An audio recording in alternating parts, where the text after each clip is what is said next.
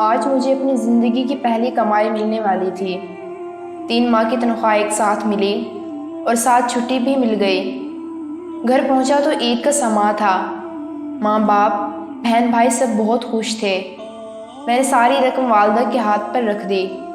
والدہ نے رقم کا تیسرا حصہ راہ خدا میں خرچ کرنے کی نیت سے علیحدہ کیا اور کہا کہ اس رقم سے ایک بیوہ عورت کے گھر راشن خرید کر پہنچا دینا جو دور کے ایک محلے میں رہتی تھی۔ میں اسی وقت گیا اور راشن خرید کر لایا۔ گھر میں میرے لیے بہت سارے کھانوں کا انتظام کیا گیا۔ بہن بھائیوں کے ساتھ مل کر لذیذ کھانوں کے مزے اڑائے اور سفر کی تھکاوٹ دور کرنے کی غرض سے رضائی میں گھس گیا۔ آنکھیں نیند سے بھری ہوئی تھی کہ اچانک اس بیوہ عورت اور اس کے یتیم بچوں کا خیال آیا۔ ارادہ کیا کہ ابھی جاؤں اور سامان پہنچا آؤں۔ طبیعت میں سستی تھی، سوچا کل پہنچا دوں گا، لیکن بعد میں خیال آیا میں تو پرتکلف کھانے کا مزہ لے چکا، کہیں وہ بچے بھوکے نہ ہوں۔ اسی وقت میں رضائی سے نکلا، ایک چادر اوڑھی، تھیلا کاندھے پر رکھا اور اس بیوہ عورت کے گھر کی طرف نکل پڑا۔ شدید سردی تھی، دھند بھی زیادہ تھی اور بھاری تھیلا اٹھانے میں بھی کچھ مشکل ہو رہی تھی۔ ایک دور محلے میں اس عورت کا گھر تھا۔ اس کا شوہر مزدوری کرتا تھا اور 4 بچے تھے۔ کسی حادثے میں اس عورت کے شوہر کی موت ہو گئی اور اب اس کے یتیم بچوں پر شفقت کا ہاتھ رکھنے والا کوئی نہ تھا۔ خیالات کا ایک سمندر لیے اس بیوہ عورت کے گھر کے باہر پہنچا۔ گھر کیا تھا بلکہ ایک خرابہ تھا۔ ایک کمرہ، چھوٹا سا صحن اور ایک خمیدہ سی 4 دیواری تھی۔ دروازہ کھٹکھٹایا تو ایک 5 سالہ بچی باہر آئی جس کے چہرے پر پریشانی، خوف اور بھوک ظاہر ہو رہی تھی۔ میں اس بچی کے چہرے کو تکے جا رہا تھا اور دل ہی دل میں دعا کر رہا تھا کہ خدا کسی بچے پر ایسا وقت نہ لائے۔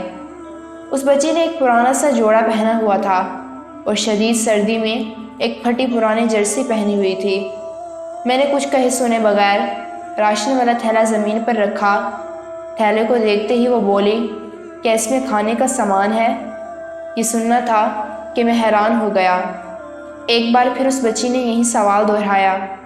میں نے مثبت انداز میں سر ہلایا۔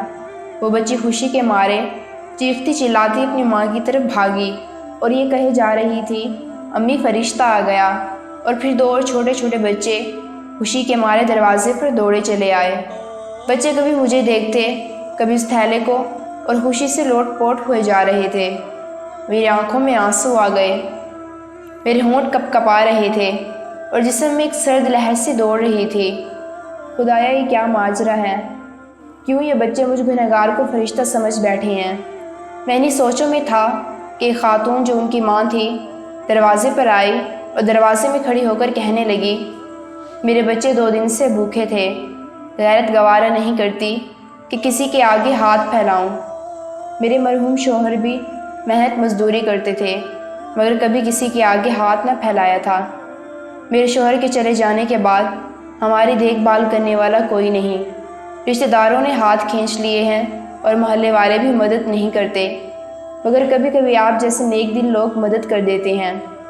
میں 2 دن سے بچوں کو یہ کہہ کر بہلا رہی تھی کہ ایک فرشتہ آئے گا اور ہمارے لیے کھانا لے آئے گا، اسی لیے یہ آپ کو فرشتہ سمجھ بیٹھے ہیں۔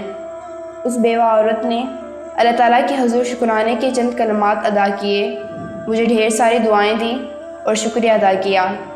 میں وہاں سے واپس آ گیا۔ آنسو رکنے کا نام نہیں لے رہے تھے۔ زندگی میں کبھی خود کو اتنا پرسکون محسوس نہیں کیا جتنا آج کر رہا تھا، اور اندازہ لگایا کہ ایک بے بس انسان کی مدد کرنے سے جو روحانی سکون ملتا ہے وہ کسی اور کام میں نہیں۔ ہمارے ارد گرد ایسے بہت سے غریب لوگ ہوتے ہیں جو مستحق ہونے کے باوجود کسی کے آگے ہاتھ نہیں پھیلاتے، مگر مدد کرنے والے ہاتھوں کے منتظر ضرور رہتے ہیں۔ 2 وقت کی روٹی ہی ان کا کل جہاں ہوا کرتی ہے۔ ایسے لوگوں کی مدد کرنی چاہیے، چاہے وہ 1 وقت کا کھانا ہی کیوں نہ ہو۔ میں گھر آیا تو ماں نے پوچھا، بیٹا بنا بتائے اتنی رات کو کہاں چلے گئے تھے؟ میں بولا کہ فرشتہ بننے گیا تھا۔